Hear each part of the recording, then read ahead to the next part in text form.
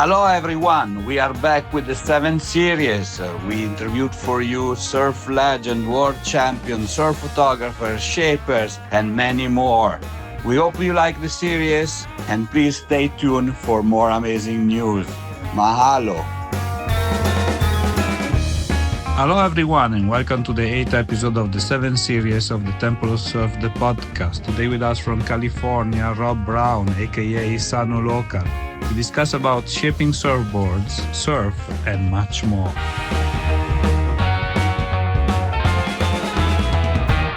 Hey Rob, welcome to the show. Where are you today?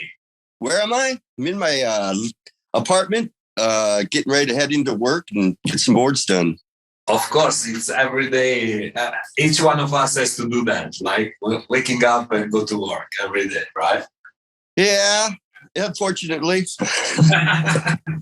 I mean, we can love what you do. It isn't so hard. Yeah, exactly. Depends on what you do. So, and you actually it was not my first question, but since how long you do your job? I mean, since how long you're shaping surfboards? Oh gosh, probably the first actual surfboard I shaped was in '72. Wow. Yeah, you're making me sound old now. No, definitely no. 45 years ago and still rocking, right? Yeah, you gotta love what you do, and it's something that I look forward to every day. It does get old, though. It does get old when you're making all these surfboards for everyone and you don't even get to ride the one you want to ride. That's like a point, right? It's like working at a candy store. It's true. You know, like everybody asks you, like, can you get me that? Can you make that? And then at the end, you want to ride them all, but you cannot, right? Yeah, it's like, this one's a keeper. Maybe I should make him another one type thing. Exactly. You tell to the customer, there is a little delay with your board. I'm going to keep this one, make another one. Yeah, that dropped. I'll make you another one. Exactly. Why not? Why not? In your opinion, what is the most important thing in surfing? Oh, what's the most important thing in surfing? Yeah. For, let's say, a beginner, learn etiquette. Etiquette's probably the biggest thing because there's nothing worse than being hit by somebody that's just learning, but no one ever really taught them. And it happens. The accidents happen, but that and just getting out and doing it every day or as many days as you can. It's the most important part. People want to learn to surf, but they don't want to put the time in. And it takes a lot of time and commitment. Definitely. And as you said, it's like, you have to take advantage of those days where you can surf because you don't know, like, if the day after you can't for any reason, So you need to enjoy as long as it lasts, right? Right. And definitely you got to enjoy it. And one of the things that the advantage of building surfboards for many, many, many years, off and on, is the ability to sneak away and catch the good days. Exactly. You can still keep that space for yourself, right?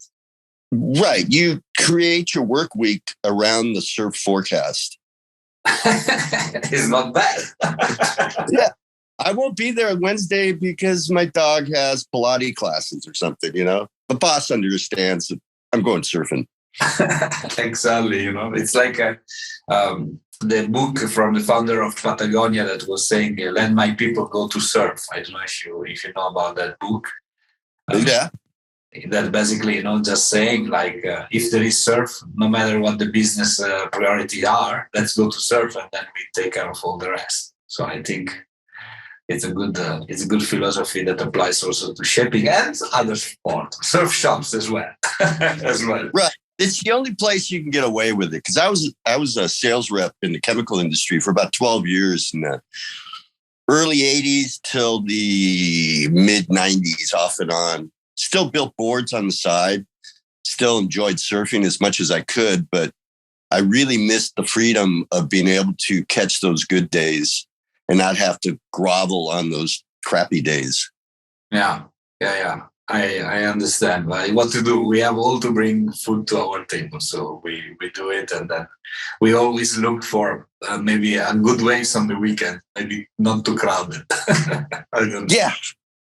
The weekends, I'm pretty much the kind of guy that likes to work the weekends and let the crowd have it to themselves. Yeah. That way I can escape during the week and not feel guilty about it. Exactly.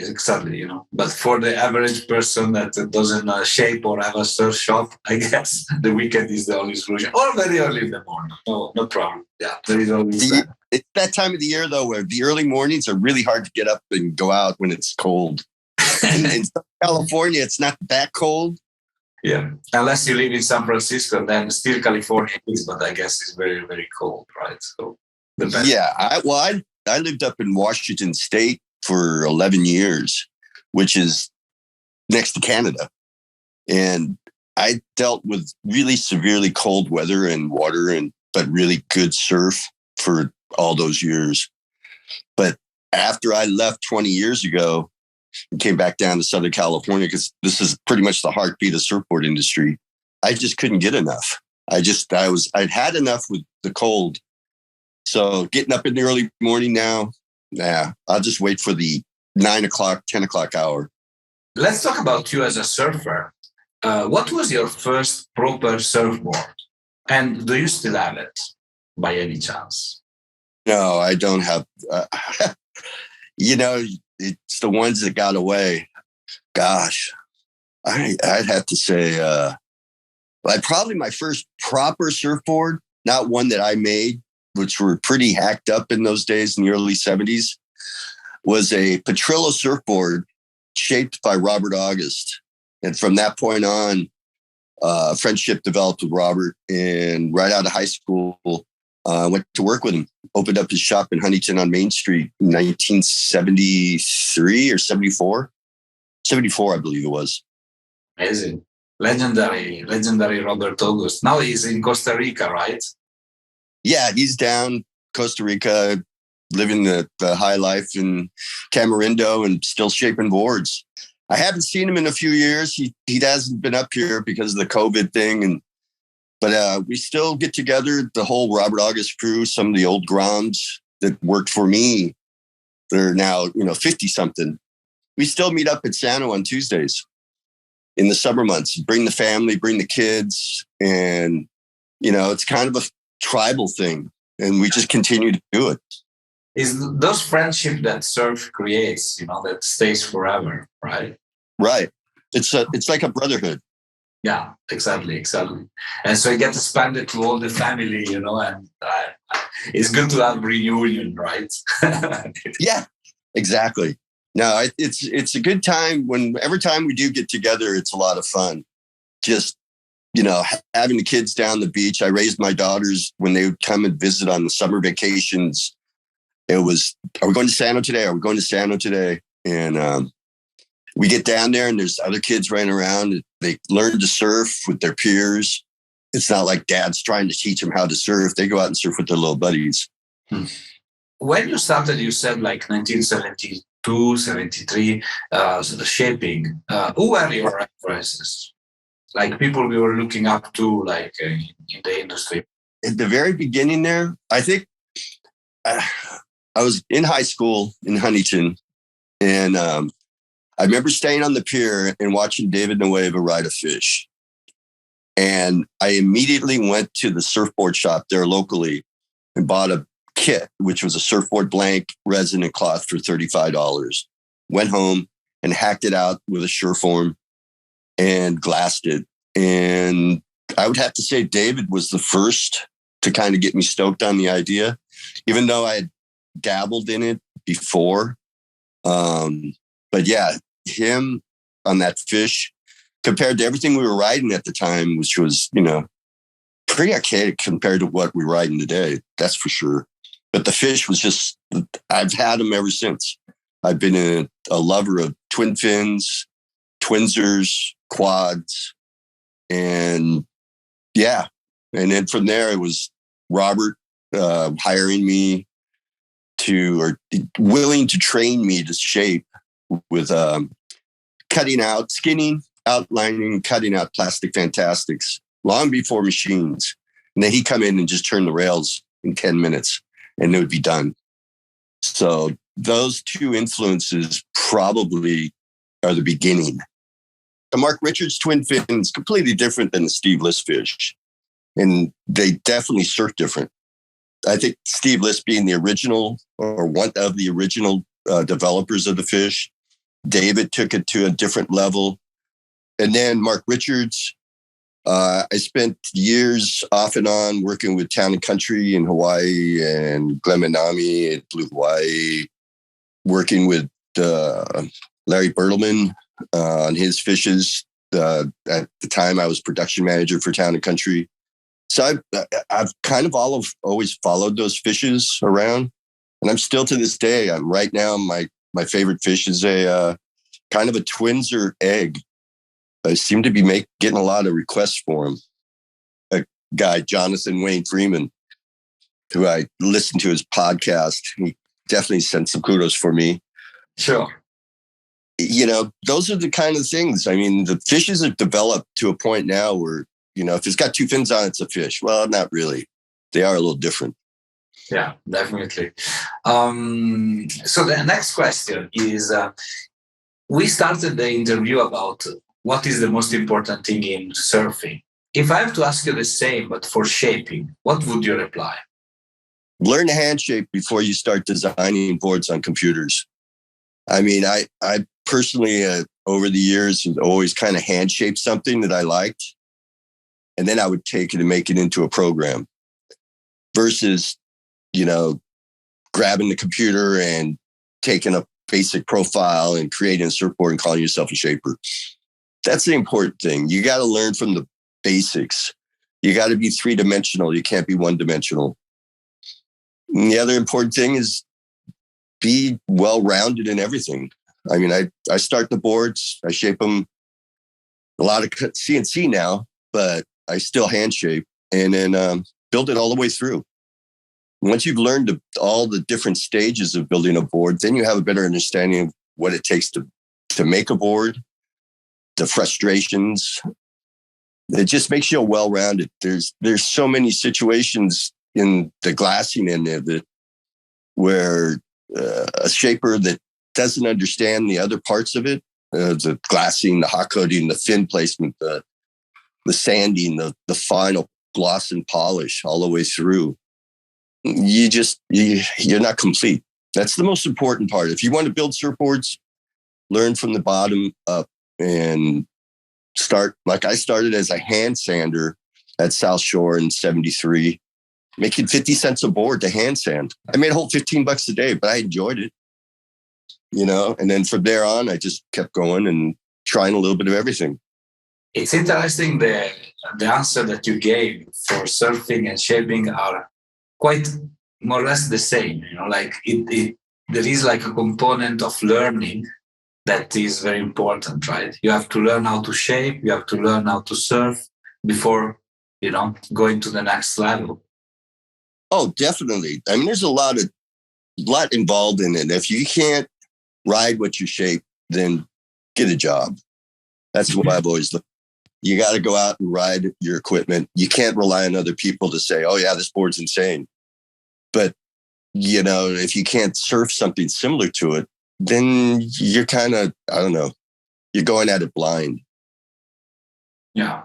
And, you know, like without any polemic, you know, like today, if you look in Instagram, you know, there are a lot of shapers that are in fact not shapers, you know, they're just like dropping surfboards into the market without even knowing the basic principle of shaping, right?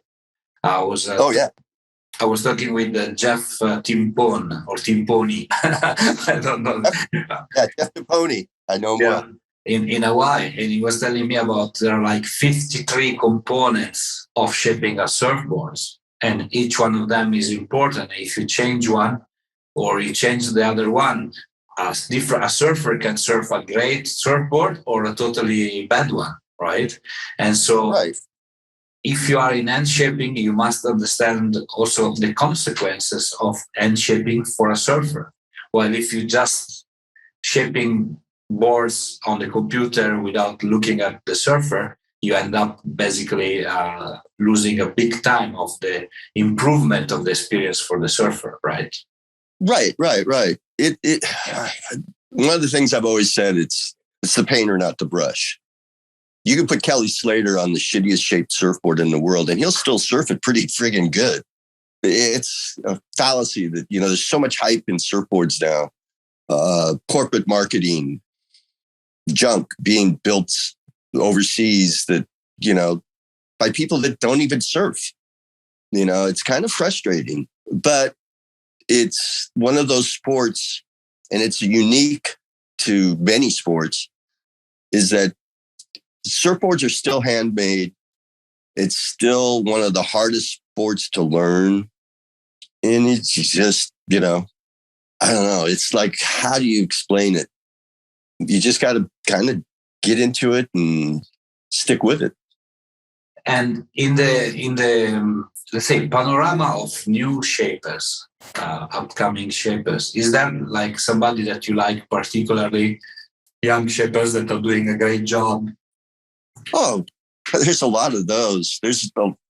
Since I surf Sano a lot, there's a lot of young shapers that are coming up because it seems to be making a resurgence of it's cool to hand shape. And God, there's not one that I can think of right off the top of my head that's inspiring me, but they're inspiring me by the fact that they're trying. That it's a hit and miss situation. Sometimes they make a magic board and sometimes they don't. I mean, I get a lot of backyard boards that come through our factory for me to glass, and sometimes they're beautiful jobs. And then the next one is, oh my God, I take a few minutes and clean it up for the kid. They need some help, right? Yeah, it takes a while. You got to do thousands of boards before you get efficient at it. But there is some young kids coming up all over the place. East Coast, West Coast, overseas, Hawaii. I've been spending the last 7 years going to Puerto Rico. There's a lot of young kids coming up in Puerto Rico. Definitely. They're kind of into it. And you were there at the last boardroom show. Did you have the opportunity to go? No, actually, I was busy at work working. Okay. That was... Yeah, I had been to the boardroom shows quite a few times, but this last one I didn't make it. Okay. So maybe next year. Yeah. I mean, I enjoy going through and checking out everyone's quality, and I'm really meticulous when it comes to checking out boards as far as looking for everything from cut lines to pin lines to art, different types of art and that people are trying, which every day I'm learning something new when it comes to color designs and stuff, because I do a lot of color work. That's pretty much my day job. Okay. So another question. Do you have like a favorite model to shape, a favorite boards to shape, or for you, like each one of them is a different challenge? Favorite right now would probably be the twins or eggs. My son-in-law definitely surfs very well, really rips basically. He loves the eggs. He's got like 4 or 5 of them now, twinsers. The next would be the gliders. At 67 years old, I'm tending to like a little more length in life. 10-6 being a real favorite of mine. Nice. It's okay. Like you get older, you go for longer boards, but still the stock remains, right? Well, it's just like with the gliders, it's all about the dance and footwork and trim and early entry. Get wave early where you can actually fade and cut back into the peak and then swing the board around. It's a lot of fun.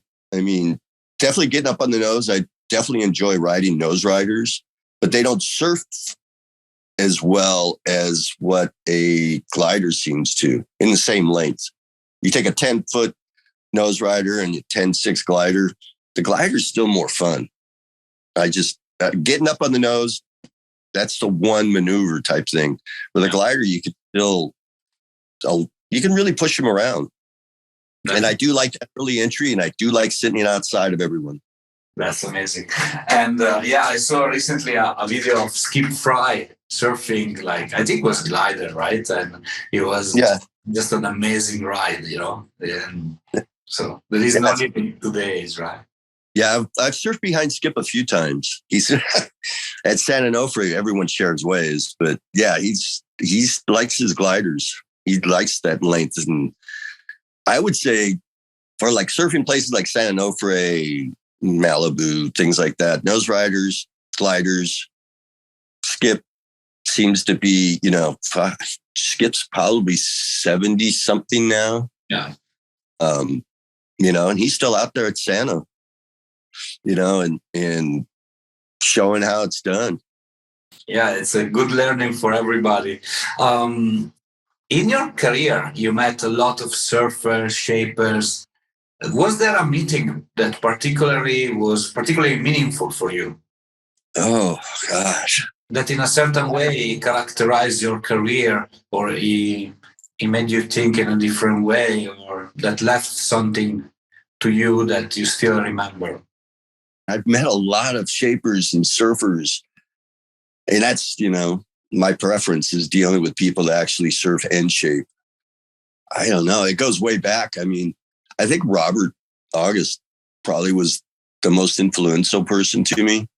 He took me under his wing as just a punk ass kid, and schooled me. He was brutal, but he schooled me good. And, I remember him saying, when I told him I wanted to learn how to shape, he's going, why? It's like, I don't know, because I want to make my own boards. I want to be able to create something that I enjoy, and I enjoyed building. My dad was by hobby a boat builder. I grew up on a 40-foot catamaran that he had built, CO Beach area, Long Beach Marina. And he pretty much taught me the fundamentals of working with resin and tools. He's been gone quite a few years, but I still think back on the days when I was down in a bilge putting resin in the, filling the seams with resin and cloth, and not a lot of ventilation. And I'd say, Dad, a lot of resin. Oh, well, just sit there. I'll be right back. Bring me another bucket of resin. How many fumes I enjoyed back then, I don't know. I don't know, but it was a kind of family business evolution, right? You went from boat building to board building, So yeah, my dad probably, to this day, he would have appreciated where I took it, not just as a hobby, but actually trying to make a living doing it. And I make a living. I'm not a rich man, other than the fact that I still get to surf a lot. And when I do, I enjoy it more. Yeah. You don't have to have money to be rich, right? It's like if you're happy, you're healthy, and you can go to surf, and you have a good family, it's good enough, right? Yeah. I mean, I've got two lovely daughters, both very successful. I got a granddaughter now. I'm a grandpa, So yeah, there's a lot of influence that follows me, and I'm enjoying my life. That's great. That's great. You're keeping yourself very busy, and that's for sure is between surfing and shaping. But do you have like a project that you're thinking about it, and maybe you're not doing yet that you want to do in the future, or you are happy like in as being a grandfather, and just that's it?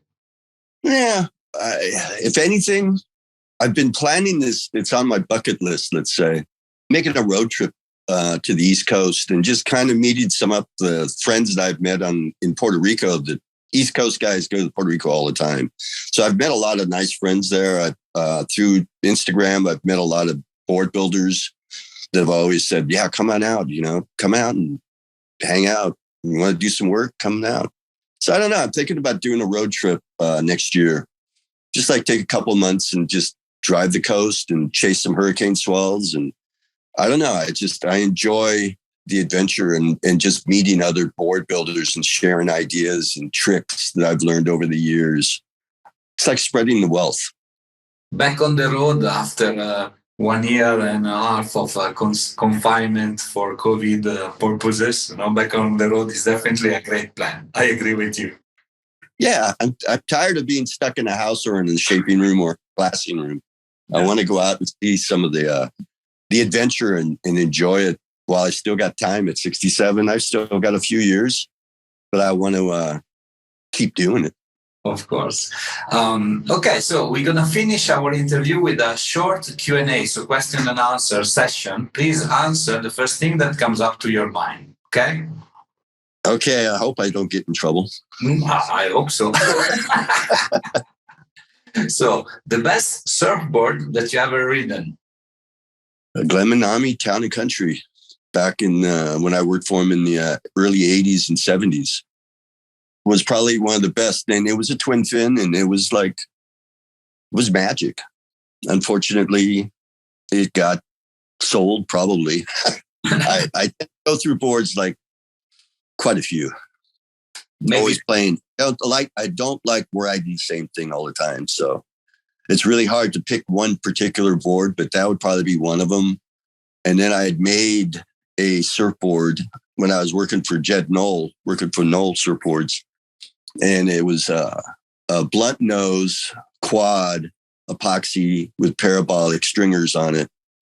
And that board was magic. Unfortunately, it got stolen. Oh, wow. Yeah. Behind the Knoll shop in the middle of the day. No way. Oh, my God. Yeah. Your favorite shaper of all time? Oh, you're trying to get me in trouble here. Geez. Probably the most precise shaper as far as clean, rails are the same, was Glen Minami. Yeah, he's probably the best shaper I've ever actually worked with and knew. There's been many other shapers, but he stands out because I always thought his shapes were precise and perfect. Fantastic. Personal question, your favorite song? Don't Worry, Be Happy. Okay, fine. It gets to the point. Favorite surf spot?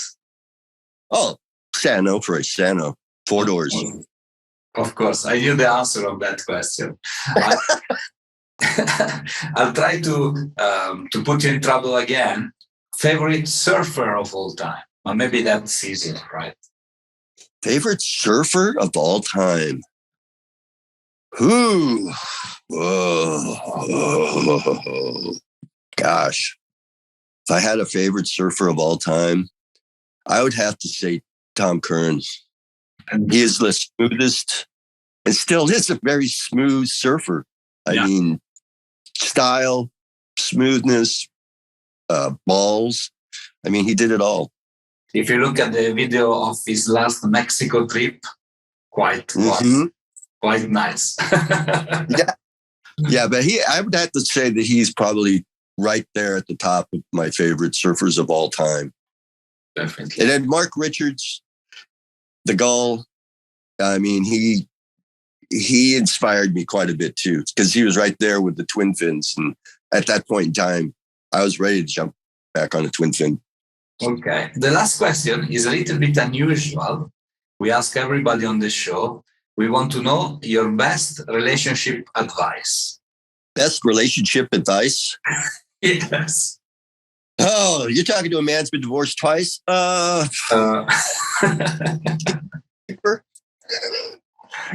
did you say? Sorry? It's cheaper to keep her. Okay. Other than that, experience, right?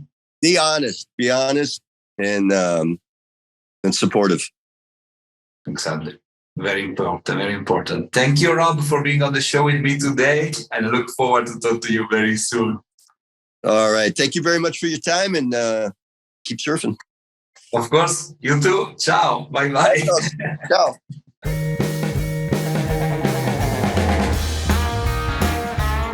Hi, it's me again. I hope you enjoyed our today's episode. If you want to know more about us, please follow www.thetempleofsurf.com and all our social media. Mahalo!